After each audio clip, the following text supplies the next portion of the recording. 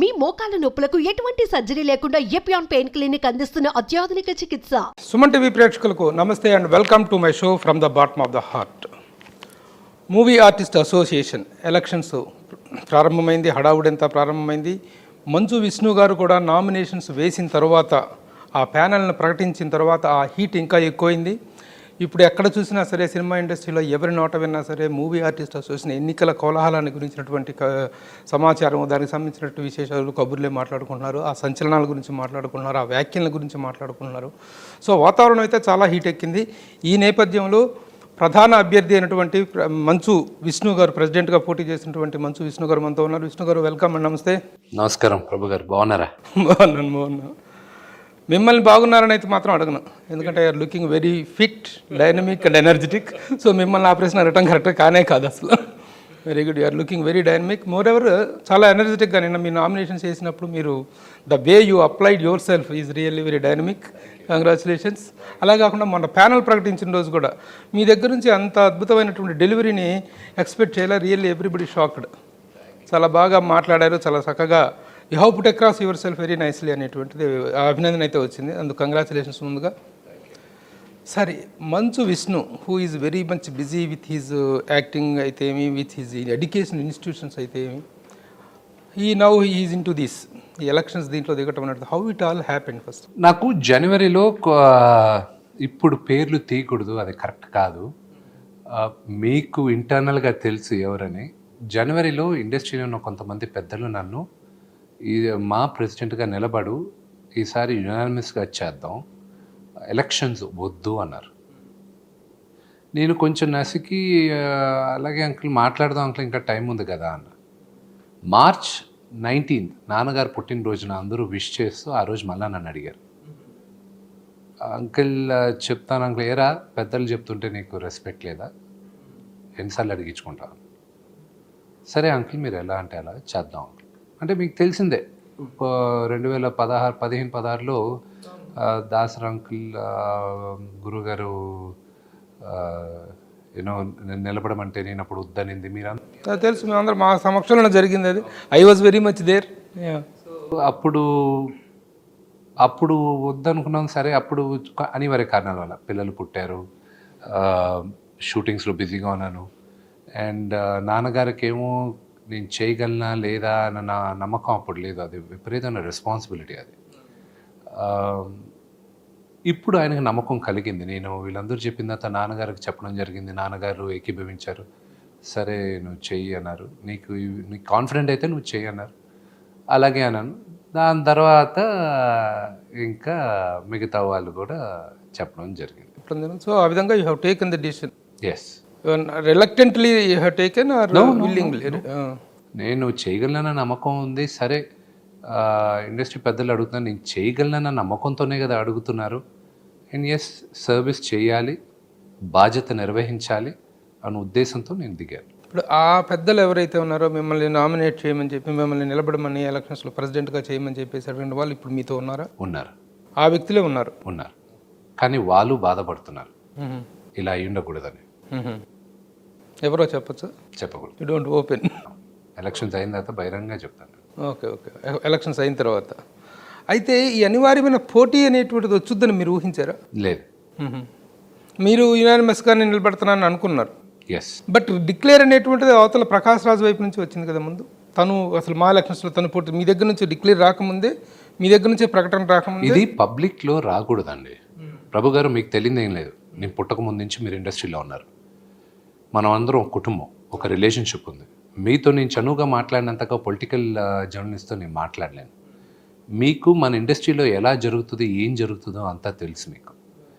ఇలాగా ఇండస్ట్రీ పెద్దలు ఒక డిసైడ్ అయిన తర్వాత అది మనం మాట్లాడుకొని అవ్వాలి.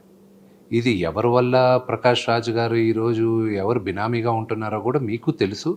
అది మెల్లగా అందరికీ తెలుస్తుంది. ఇప్పుడు ఇండస్ట్రీ అంతా ఒకవైపు ఉన్నప్పుడు మీకు తెలుసు నాది ఇండస్ట్రీ అని ప్రతి ఒక్కరూ అనుకుంటారు.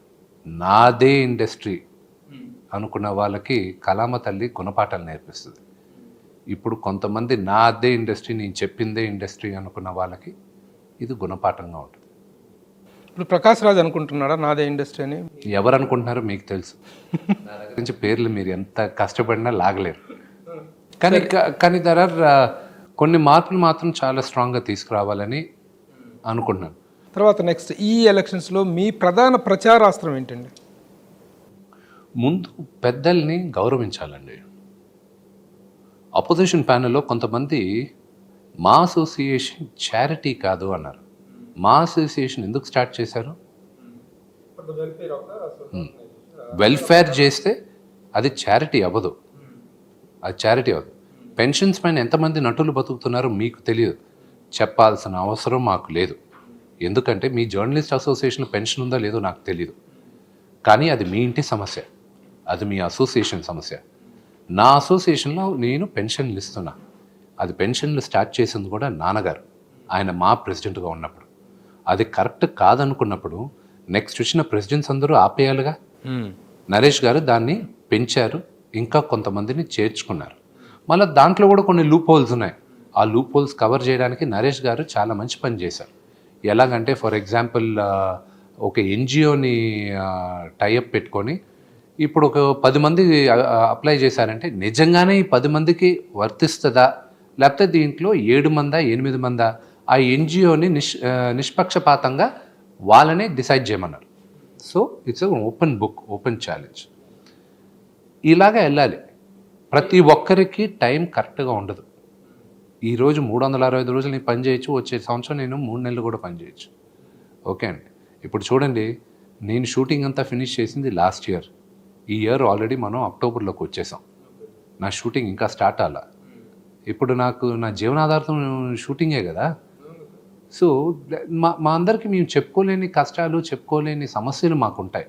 ఒకప్పుడు అందరూ పోటీ చేయమంటే because of so many reasons నిలబడమంటే నిలబడినట్టు, మీరు ఇప్పుడు వస్తున్నాను అని అంటున్నారు, ఇప్పుడు చేస్తున్నారు కదా. అప్పటికి ఇప్పుడు కొన్ని మార్పు ఏమిటి? అసలు ఆ అధ్యక్ష పదవి అనేటువంటి చాలా పెద్దవాళ్ళు ప్రోత్సహించడం, మీ నాన్నగారితో సహా చాలా పెద్దవాళ్ళు, ఫౌండర్ ప్రెసిడెంట్గా చిరంజీవి గారు, తర్వాత మురళీమోహన్ గారు, నాగార్జున గారు, నాగబాబు గారు, కృష్ణ గారు, వీళ్ళందరూ పోషించినటువంటి పెద్ద ఆర్గనైజేషన్. ఇంత పెద్ద ఆర్గనైజేషన్ చేయడానికి మీకున్న అర్హత ఏంటని మీరు అనుకుంటున్నారు? అర్హత దగ్గరకు వచ్చినప్పుడు నేను పెద్దవాళ్ళని, అంటే వయసులో పెద్దవాళ్ళని, నా ఏజ్ వాళ్ళని, నా తరం వాళ్ళని, వచ్చే అప్కమింగ్ తరం వాళ్ళని అందరినీ కలుపుకొని అందరినీ నేను అసోసియేషన్లో ఒకటిగా ప్లాట్ఫామ్లో తీసుకురాగలనన్న భరోసా నాకుంది. 2, నాకు I'm educated a little bit. నేను అంత మేధావని చెప్పను, కానీ నా ఎడ్యుకేషన్ నాకు హెల్ప్ అయింది, నా ఎక్స్పోజర్ హెల్ప్ అయింది, నేను చేయగలనన్న నమ్మకం నాకుంది. వేరే రంగాల్లో నేను ప్రూవ్ చేసుకున్నాను అడ్మినిస్ట్రేటివ్ కేపబిలిటీస్. ఒక ప్రొడ్యూసర్గా ప్రూవ్ చేసుకున్నాను నా అడ్మినిస్ట్రేటివ్ కేపబిలిటీస్. ఒక నటుడుగా నేను ప్రూవ్ చేసుకున్నాను నా టాలెంట్ని. సో ఇది చేయగలనన్న అంత నమ్మకం నాకుంది. ఒక అన్ఫర్సీన్ రికార్డు కూడా మనం చెప్పుకోవచ్చు. ఎందుకంటే ద యంగెస్ట్ ప్రెసిడెంట్ ఎవరు contested or ever sit in the seat. ఇంకా ముందు కూడా ఎవరైనా చేస్తే పెద్దవాళ్ళు చేస్తారు తప్ప ఈ రికార్డు మాత్రం మీ మీదనే ఉండిపోతుంది, యంగెస్ట్ ప్రెసిడెంట్ అనేటువంటిది. Okay, congratulations for that. పోతే ఈ ఆర్గనైజేషన్లో ఉన్నటువంటి ప్రధానమైనటువంటి లోపాలు ఇప్పటిదాకా జరిగిన ఏమని మీరు అనుకుంటున్నారు? వాటి లోపాలు అనేది నేను చెప్పనండి. 25 సంవత్సరాల ముందు మా అసోసియేషన్ స్టార్ట్ చేసినప్పుడు అప్పుడున్న ఛాలెంజెస్ వేరే. అప్పుడు చాలా తక్కువ ఛాలెంజెస్ ఉన్నాయి, ఇప్పుడు విపరీతమైన ఛాలెంజెస్ ఉన్నాయి. ఆ ఛాలెంజెస్కి ఎలా పరిష్కారం తీసుకురావాలో ఒక ప్యానెల్గా మేమందరం కూర్చొని మేమందరం డిసైడ్ చేయాలి. మేము ఒక్కరమే డిసైడ్ చేసేది కాదు, ఏకదాటిగా నేను డిసైడ్ చేస్తే ఇది కుదిరేది కాదు. ఇంతకుముందు ఏమేమి జరిగినాయి అనేటువంటి దాని మీద మీకు అవగాహన ఉందా? ఎస్. ముఖ్యంగా గత గురువు గారు దాసరి నారాయణరావు గారు చనిపోయిన తర్వాత జరిగిన పరిణామాలు చాలా మా యొక్క ప్రతిష్టను, దాంతో తద్వారా సినిమా ఇండస్ట్రీ ప్రతిష్ట చిన్న మసకబారటం అన్ని కొత్త ఇదేని పదాలు కాదు, కానీ యాక్చువల్గా ఏంటంటే ఒక కాన్ఫ్లిక్టెడ్ సిచ్యువేషన్, ఇండస్ట్రీ యొక్క నైతిక స్థైర్యం అనేటువంటిది పోయేటువంటిది. ఒక అమ్మాయి మూవీ ఆర్టిస్ట్ అసోసియేషన్ ముందు ఒక అర్ధనగ్న ప్రదర్శన చేసింది. ఆ పరిస్థితి వల్ల ఉత్పన్నమైనటువంటి అప్రదిష్ట కొంత ఉంది. ఆ తర్వాత ఒక చారిటీ షో చేసేసి, అమెరికాలో చారిటీ షోస్ వస్తే దాంట్లో డబ్బులు దుర్వినియోగం అయినాయి అనేటువంటిది 1, 2 వాటి విషయాలుగా జరిగినటువంటి వాదోపవాదాలు, వాటి జరిగినటువంటి చాలా పరిణామాలు మా యొక్క సినిమా ఇండస్ట్రీ యొక్క ప్రతిష్టను, ముఖ్యంగా ఇన్ పర్టికులర్గా మా యొక్క ప్రతిష్టను కొంచెం దెబ్బ కొట్టింది అనేటువంటి వాదంతో మీరు ఎంతవరకు ఏకీభవిస్తారు? కడుపు చించుకుంటే పేగలు కాలు మీదే పడతాయి. జరగకుండా కూడినటివి జరిగాయి. దాన్ని ఈరోజు నేను మీడియాలో చర్చించను. అది ఎందుకు అలా జరిగింది, ఎలా జరిగింది అనేది మేము ఇంటర్నల్గా ఆ రోజే డిస్కస్ చేసాం. అది మాలో మేము డిస్కస్ చేసి మేమే చెప్పుకుంటాం. అది నేను మీడియాలో చెప్పను. కానీ ఒకటి మాత్రం నిజం, ఎన్నడూ మీడియాకి రాని మా ఫ్యామిలీ ఈరోజు చాలా ఎక్కువ ఎక్స్పోజ్ అయిపోయాం. మా బతుకే మీడియాలో, మీడియానే మా బతుకుల్ని గ్లోరిఫై చేస్తుంది. మేము కానీ ఒక చిన్న తప్పు చేసినా మమ్మల్ని బద్నాం చేసేది కూడా మీడియానే. మీడియా ద్వారా అదొక మీడియం. మీరు ముందుకు ఉన్నది చూపిస్తారు. మిమ్మల్ని మీరు ఎలా మమ్మల్ని వాడుకుంటారో మేము కూడా మిమ్మల్ని వాడుకుంటాం. కానీ ఇంటి విషయాల్లో వాడుకోకూడదు. అది ప్రధానంగా అందరూ గుర్తుపెట్టుకోవాలి. ఏంటి మీడియా ఏం వాడింది మీ ఇంటి విషయాలని? మా ఇంటి విషయాలు మేము వాడుకుంటున్నాం, మీడియా మీరు వాడుకుంటున్నారు, మేము వాడుకుంటున్నాం. మేము కూడా ఒక ఇదిలోనే వాడుతున్నాం. అంటే మీరు లేదు, మీరు ఏం పెద్దగా దాటలేసి మీకేం కావాలి, మీకు జనాలకి ఏది ఇంట్రెస్టింగ్ అది తీసుకురావాలని మీ ఆశ. Presentation value. మేము మీకు అనవసరమైన ఫుటేజ్ మేము ఇస్తున్నాం అని నా భావన. సినిమా అవును, మా ఇంట్లో గొడవ ఏమైందంటే ఒక రియాలిటీ షోలా తయారైంది, బిగ్ బాస్ లాగా. సో అది చేయకూడదు, అది ఇంట్లో చేయకూడదు. ఓపెన్ బిగ్ బాస్ షో లాగా ఉంది అనేది. అది అలా ఉండకూడదు. అది 100% ఉండకూడదు. అండ్ అది అనవసరంగా మేమే తెచ్చుకుంటున్నాం. మామూలుగా ఎన్నికల వాతావరణం తర్వాత చిన్న హడావుడి ఉంటుంది కదా, మరి ఇలా ఉండకూడదు. అది ఇంట్లో జరిగే పని అండి, ఇది ఇలా ఉండకూడదు. అంటే ఇంట్లో జరిగే పనే. గత 28 సంవత్సరాలు అయింది మా అనేటువంటిది పుట్టి. ఈ 3 సంవత్సరాల్లో మాత్రమే ఇలా జరుగుతుంది. 25 సంవత్సరాల పాటు వైభవంగా ఉంది. మా ఏ కార్యక్రమం చేపట్టినా కూడా దాని వెనుక చక్కటి గ్యాదరింగు, చక్కటి అట్రాక్షన్, పబ్లిక్లో ఒక ఇంట్రెస్ట్ ఉండేది. కానీ ఇప్పుడు మీరు ఏం కొట్టుకుంటారు, మీరు ఏం చేస్తారనే ఇంట్రెస్ట్ అప్పట్లో ఉంటే ఎలా కొట్టుకుంటారనే ఇంట్రెస్ట్ ఇప్పుడు తయారైంది. ఈ పరిస్థితి అనేటువంటిది ముఖ్యంగా దాసరి నారాయణరావు గారి మరణం తర్వాత ఏర్పడింది అనేటువంటి దాంతో మీరు ఎంతవరకు 100% ఒప్పుకుంటున్నాను. ఆయన సిద్ధాంతం ఏంటంటే, ఆయన ఇండస్ట్రీ కోసం బతికాడు, ఆయన పేరు కోసం బతకలేదు. ఆయన ఇండస్ట్రీలో మనిషి, ఇండస్ట్రీ బాగుండాలని ఎప్పుడు ఆలోచించాడు. వ్యక్తిగతంగా నేనే మొనార్క్ని, నేను చెప్పిందే ఇండస్ట్రీలో జరగాలి అని ఎవ్వరూ ఒప్పుకోరు. కార్మికులు పక్కన ఉండేవారు. ఆయన రైట్ ఎక్కడుందో అక్కడ ఉండేవాడు. మరి దాసరి నారాయణరావు గారు కూడా ఆల్మోస్ట్ ఆల్ మోనార్క్ లాగా, ఇప్పుడు ఆయన ఉంటే నువ్వు ప్రెసిడెంట్వి, నువ్వు సెక్రటరీవి, వెళ్ళిపోండి అని చెప్పి పంపిస్తే అయిపోయింది కదా. అవును, అది మొనార్క్ అంటే ఇంటికి పెద్ద. ఆయన చెప్తే ఒక రీజన్ ఉంటుంది, ఆయన చెప్తే ఒక న్యాయం ఉంటుంది. దూరం ఆలోచించి ఆయన చెప్పాడు అని అందరూ అనుకుంటారు. మిగతా వాళ్ళు కాదు. మిగతా వాళ్ళు నేను చెప్పింది జరగాలి ఇండస్ట్రీలో అనేది ఈ రోజు ఆయన అనుకోలేదు. ఇక్కడ కొంతమంది అనుకుంటున్నారు అది జరగదు, ఇది కళామ తల్లి. ఓకే. ఇప్పుడు ఎవరైనా అధ్యక్ష స్థానంలో కూర్చుంటే they must be very easily approachable. ప్రతి ఒక్కడు దాంట్లో ఉన్నటువంటి 9 మంది సభ్యుల్లో ప్రతి ఒక్కడికి కూడా ఒక రైట్ ఉంటుంది. విష్ణు గారి దగ్గరకు వచ్చి ఈ సమస్య నేను చెప్పుకోవాలి, విష్ణు గారితో ఈ విషయాన్ని చర్చించాలని. How much you are available to the people, to your members. ఆ అవైలబిలిటీ అనేటువంటిది, అప్రోచబిలిటీ అనేటువంటిది చాలా ఇంపార్టెంట్. ప్రభు గారు, ఈ జనరేషన్లో ఎంతమంది ఆర్టిస్టులు మీరు ఫోన్ చేసిన వెంటనే 3 రింగ్ లోపల తీసేది, మిస్ కాల్ అయితే మళ్ళీ మీకు తిరిగి చేసేది ఎంతమంది ఉన్నారు? ఎంతమంది మా జనరేషన్లో మాట్లాడింది? అంటే ఆర్టిస్టులో, మా జనరేషన్లో నటులు, నా లెవెల్ నటులు కానీ ఎవరైనా చాలామంది మాట్లాడతారు. మీ వయసుకి రెస్పెక్ట్ ఇచ్చి అలా ఎంతమందికి యాక్సెసిబుల్ ఉన్నారు? అందరికీ యాక్సెసిబుల్ కాదు. ఎవరికైనా ఇండస్ట్రీలో సమస్య వస్తే ఎవరింటికి వస్తారు? ఫస్ట్ గురువుగారింటికి వస్తారు. దాని తర్వాత చెప్పండి, మీకు తెలియదా? తెలుసు, మోహన్ బాబు గారింటి దగ్గరికి వస్తారు. వచ్చినప్పుడు ఆయన పని ఎవరికి అప్పచెప్పేది? మాకే అప్పచెప్పేది. ఇప్పుడు మేమే చూస్తాం. కొంతమంది ఈ జనరేషన్ వాళ్ళు మా నాన్నగారిని ఎలాగ దీనికి ముందు వాళ్ళు వాడుకున్నారో మమ్మల్ని అడుగుతున్నారు 100%. అండ్ వాళ్ళ పేర్లు ఈ రోజుకి చెప్పను. నేను అన్నగా భావిస్తాను నటుడు సునీల్ని. అతను ఒక మాట చెప్పాడు నేను ఇండస్ట్రీకి కొత్తగా వచ్చినప్పుడు. ఆయన వచ్చినప్పుడు ఆయనకి ఏదో ఒక సమస్య జరిగింది, ఎవరో ఒక రాజకీయ నాయకుడి దగ్గర ఏదో ఒక చిన్న సమస్య జరిగితే మేము అప్పుడు పరిచయం లేదు ఆయనకి. ఆయన నాకు ఇలా అయింది, ఏం చేయాలి అది ఇది అంటే ఆయనకు అప్పుడు ఎవరో చెప్పారంట, నువ్వు వెళ్ళి మోహన్ బాబు గారిని కలు, ఆయన పరిష్కరిస్తాడు ఇది. నాకు పరిచయం లేదు కదండి అని. నువ్వు ఇండస్ట్రీ వాడివే కదా, నటుడివే కదా, ఆయన దగ్గరికి వెళ్ళు, ఎవరైనా ఇంటికి వెళ్ళి మాట్లాడచ్చు అనేది ఉంది. ఇప్పుడు ఎన్నిసార్లు ఎలక్షన్స్ జరిగినా, ఎన్నిసార్లు జరిగినా ఓటింగ్ పర్సంటేజ్ అనేటువంటిది పెరగట్లేదు. ముఖ్యంగా మీలాంటి యంగ్ స్టార్స్ చాలామంది ముందుకు వచ్చి ఓటు వేయట్లేదు. అవసరం తెలియలేదు కాబట్టి, ఇంతకుముందు ఇంత అవసరం అనిపించలేదు కాబట్టి, అంత మూమెంట్ రాలేదు కాబట్టి. ఏది ఎలక్షన్స్ కూడా ఓన్లీ లాస్ట్ 2 terms 3 terms కానీ కదా జరుగుతుంది. అంత మోస్ట్ ఆఫ్ ద టైమ్స్ ఇనానిమసే జరిగినాయి. ఎలక్షన్స్ కాదు, యుద్ధం జరుగుతుంది ఇప్పుడు. ఈ ఓటింగ్ పర్సంటేజ్ పెంచడానికి ఇప్పుడు ఏమైనా చేస్తారా? యంగ్ స్టార్స్ చాలామంది రావట్లేదు, వస్తారా? నేను 900 మంది అనుకుందాం, 914 మంది, 900 మంది ఉడికే సంఖ్య బాగుంది కాబట్టి మాట్లాడదాం. ఈ 900 మందిలో కనీసం నా ఉద్దేశం 80% 90% ఓటింగ్కి వస్తారని నాకు నమ్మకం ఉంది ఈసారి. ఓకే, ఒక 10% తీసేసేయండి, ఎందుకంటే వాళ్ళందరూ విదేశాల్లో ఉండడాలు, వేరే రాష్ట్రాల్లో మేము అందరితో మాట్లాడినప్పుడు మా మెయిన్ వృత్తి యాక్టింగ్.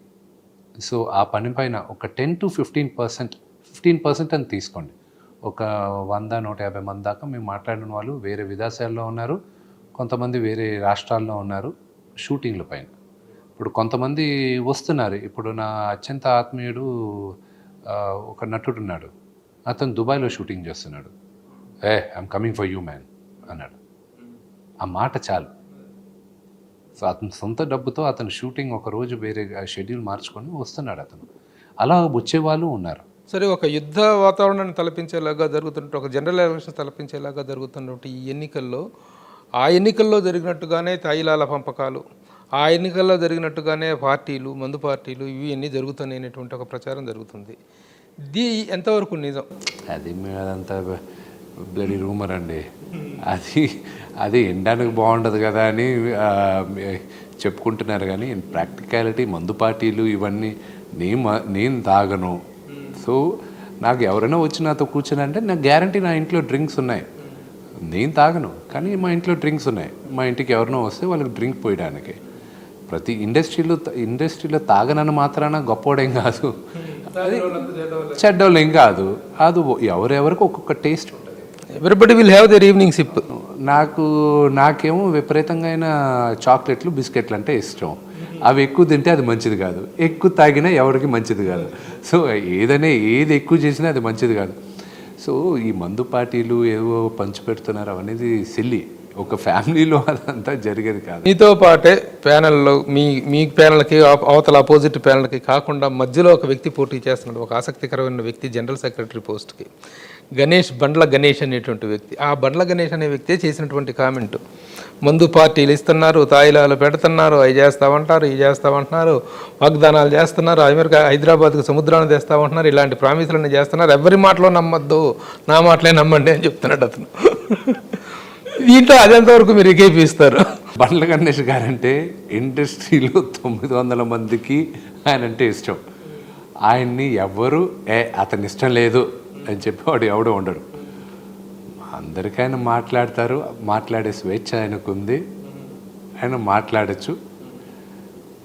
ఆయన మాట్లాడిన దాంట్లో ఎంతవరకు నిజం ఉందో తర్వాత ఆలోచిద్దాం. అయితే నిజంగా కూడా ఈ ప్రలోభాల కార్యక్రమం అనేటువంటిది జరుగుతుందనేటువంటి దాన్ని మీ అవతల వైపు జరుగుతుందా, పోనీ మీరు చేయటం లేదు అవతల వైపు జరుగుతుందనేటువంటిది ఏమన్నా ఉండదండి. నేను నమ్మను. ప్రకాష్ రాజ్ గారు డబ్బులు ఇస్తున్నారు, గిఫ్ట్లు ఇస్తున్నారు ఓట్లు వేయడానికి, ఆ గిఫ్ట్లు తీసుకొని ఇలా చేస్తానని నేను నమ్మను. ఆయన మరీ అంతకి దిగజారాల్సిన అవసరం కూడా ఆయనకు లేదు.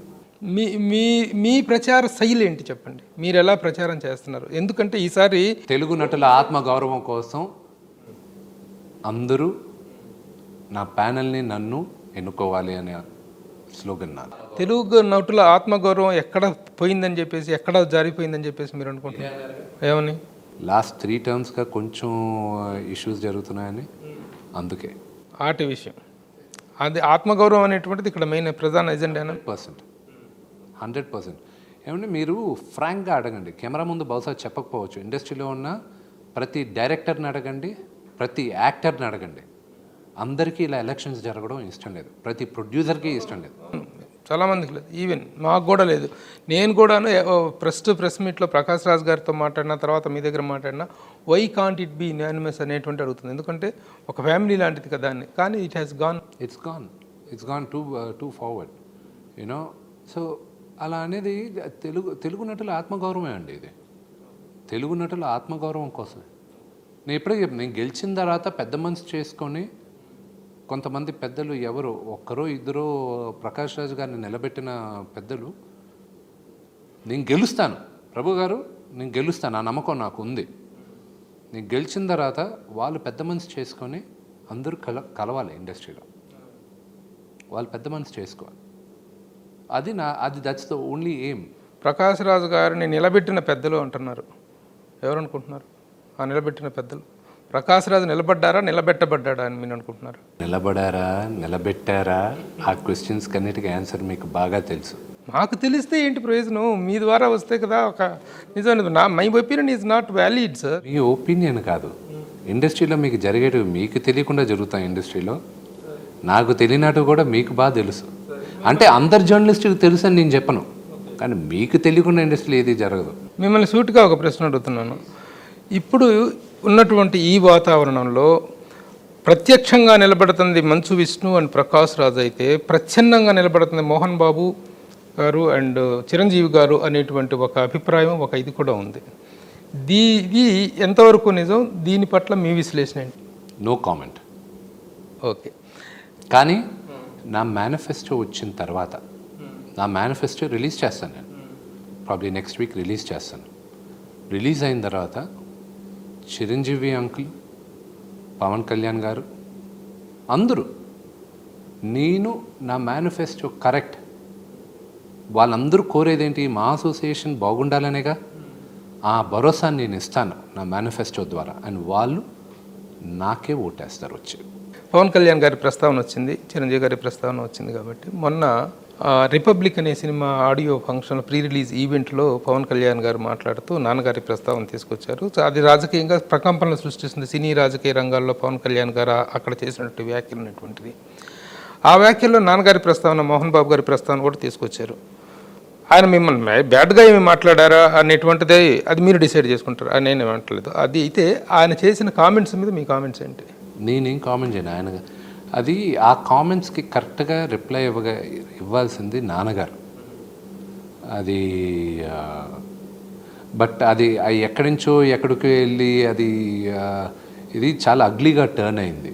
అది ఐఎమ్ రియలీ, అది ఇండస్ట్రీలో ప్రతి ఒక్కరు మీకు తెలుసు, ఇది చాలా అగ్లీగా తయారైంది. అది ఉండుండకూడదు. అసలు నాన్నగారి పేరు ఎందుకు వచ్చిందో నాకు అర్థం కావట్లేదు. ఈ రోజుకి అందరూ తలగొక్కుంటున్నారు, అసలు మోహన్ బాబు గారి పేరు ఎందుకు తీయాల్సి వచ్చిందని. సరే, ఆయన డాడీని బహిరంగంగా కొన్ని క్వశ్చన్స్ అడిగారు, బహిరంగంగానే నాన్నగారు సమాధానం చెప్తారు వాటికి. మీకు తెలియదేం కాదుగా, నాన్నగారు ఎవరినో క్వశ్చన్ వేస్తే గ్యారంటీ ఆన్సర్ చేస్తారు. ఆయనకి సందర్భం కరెక్ట్ ఎప్పుడు అనిపిస్తుందో అప్పుడు జవాబు చెప్తాడు. అంటే ఇప్పుడు ఆయన పవన్ కళ్యాణ్ ప్రస్తావించిన విషయంలో ఒక వాస్తవాన్ని మనం గమనించినట్లయితే, ప్రపంచంలో చాలా విషయాలు ముఖ్యంగా ఇండియాలో చాలా విషయాలు ప్రభుత్వపరమైనటువంటి వాటిని ప్రైవేటీకరిస్తున్నారు. కానీ పూర్తి ప్రైవేట్ అయినటువంటి సినిమా రంగంలో ఉన్నటువంటి టికెట్ల వ్యవహారాన్ని కూడా ప్రభుత్వం మేము టేకప్ చేస్తామని చెప్పటం ఎంతవరకు సంబంధించం అనేటువంటి దాన్నే విమర్శమైన ప్రధాన అస్త్రం.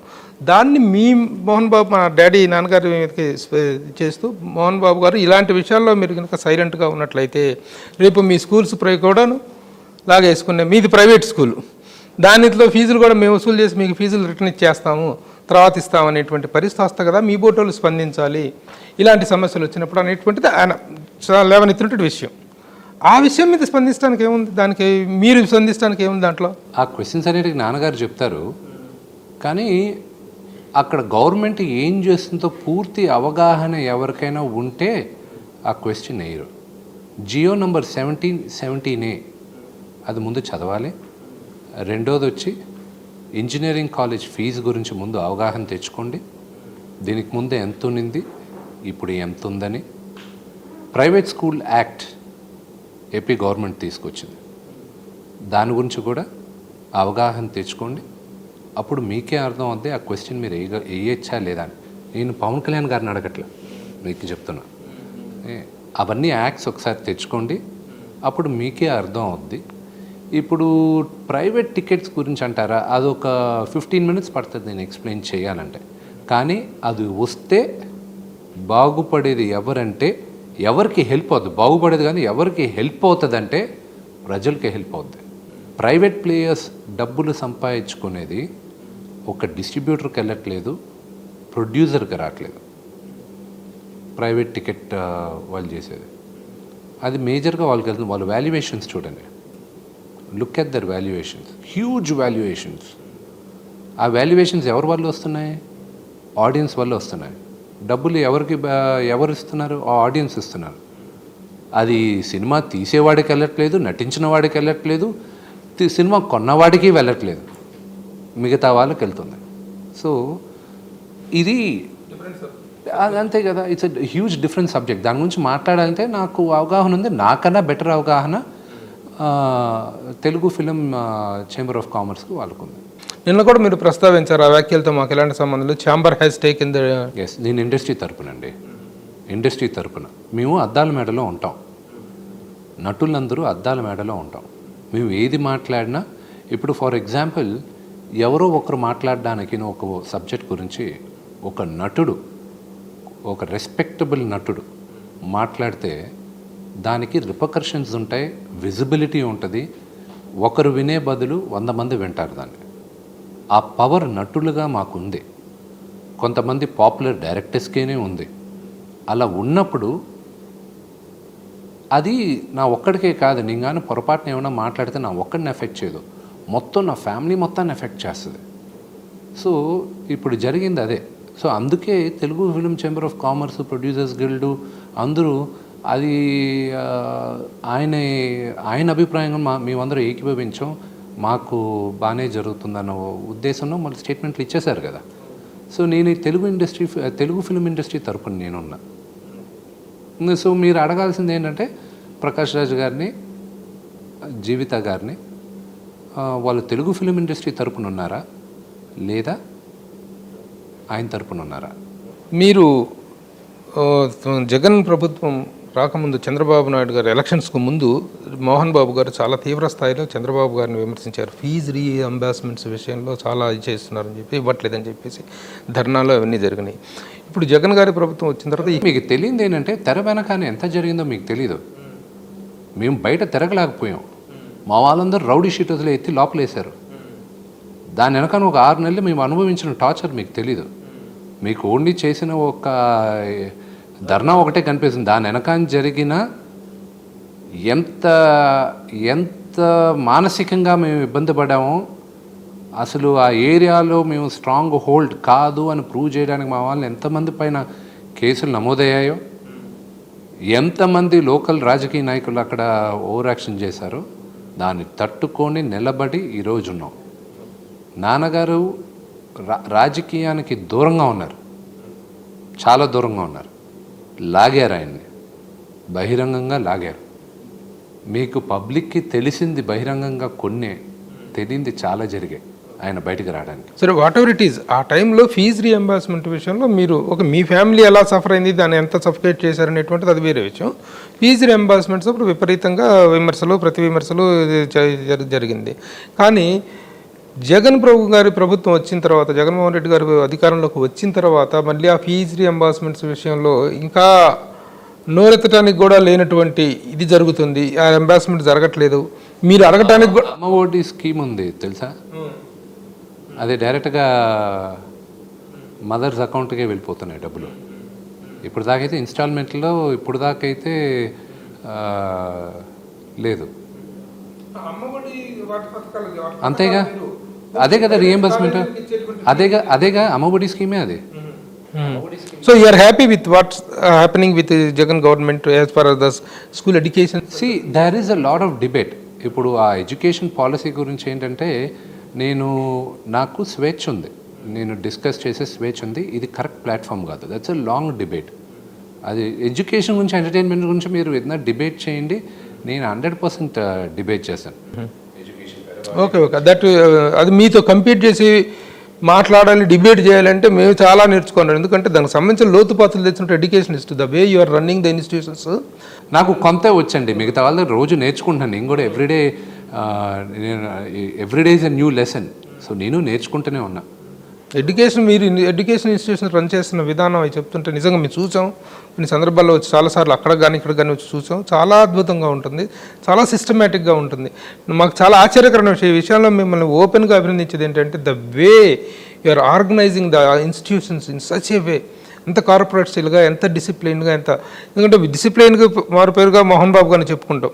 మోహన్ బాబు గారు ఎన్ని అదర వ్యాపకాల్లో ఇది సినిమా వీటిలో ఉన్నప్పటికీ కూడా ఎడ్యుకేషన్ ఇన్స్టిట్యూషన్స్ రన్నింగ్ విషయానికి వచ్చేటప్పటికి ఆయనకి ఇక పేరు. It's a temple of learning. Vidyaniketan మేమందరం ఒక గుడిగా భావిస్తాం.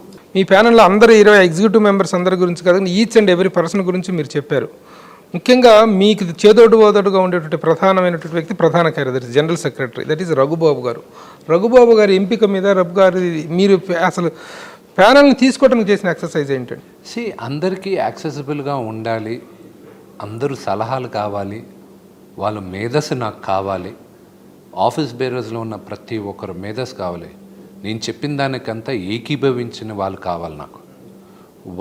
నాకు ఎలాంటి టీం కావాలంటే నా డెసిషన్ క్వశ్చన్ చేయాలి, కానీ 4 గోడల మధ్య దాన్ని ఒక డిసిషన్ తీసుకున్నాడు, ఒక డిసిషన్ తీసుకోకముందు సలహా అడుగుతా, అందరి సలహాలు తీసుకుంటా, అందరిది నేను ఇన్కార్పొరేట్ చేస్తాననేది ఏ లీడరు చేయకూడదు కూడా.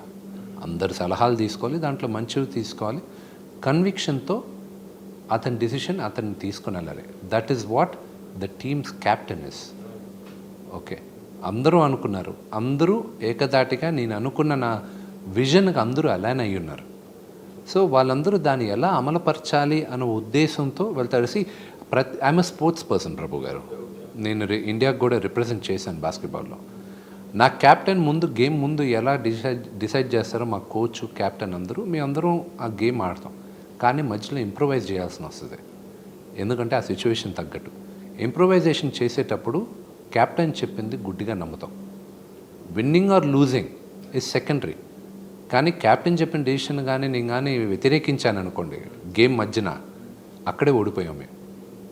సో అలాంటి టీమ్ ప్లేయర్స్ని ఎన్నుకోలే నేను, సమర్థుల్ని ఎన్నుకున్నాను. ఒక ఫ్యామిలీగా ఒక టీమ్గా ప్లేయర్స్ని ఎన్నుకున్నాను నేను. ఇప్పుడు ప్రధాన ఎజెండా ఏది చెప్పినా ముందు ఫస్ట్ బిల్డింగ్ బిల్డింగ్ బిల్డింగ్ అనేటువంటిదే. మీరు ఎన్ని సంక్షేమ కార్యక్రమాల గురించి మీరు చెప్తున్నారు, కానీ వాళ్ళేమో కాంప్లెక్స్ అనేటువంటి దాన్ని ప్రధాన అంశంగా తీసుకుంటున్నారు.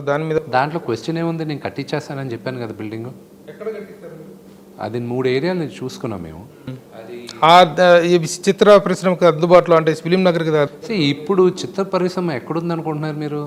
ఒకప్పుడు ఫిలిం నగర్, ఒకప్పుడు బంజారా హిల్స్, ఇప్పుడు మణికొండ, ఇప్పుడు కొంచెం దూరం వెళ్తే కోకాపేట, మూవీ టవర్స్ కోకాపేటలో ఉంది కదా. ఇప్పుడు కొంచెం దాటితే కొల్లూరు అంటున్నారు. ఫిలిం ఇండస్ట్రీ ఇప్పుడు గురించి ఆలోచించకూడదు. మీరు ఏది ఈరోజు స్టార్ట్ చేసినా 20 years డౌన్ ద లైన్ గురించి ఆలోచించండి.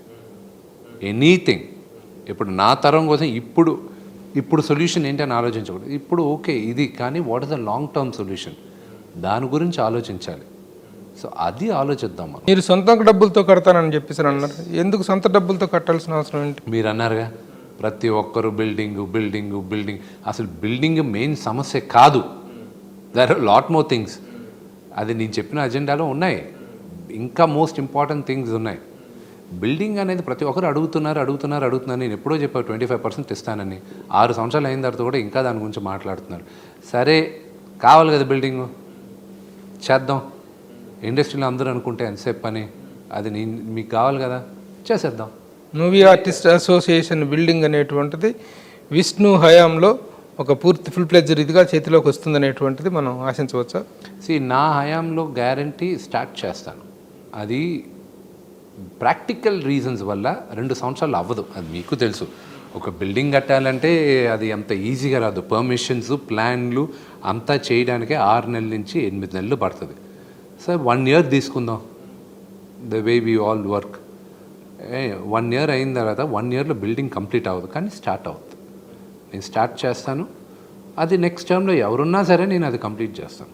Getting ready with all efforts. October 10th.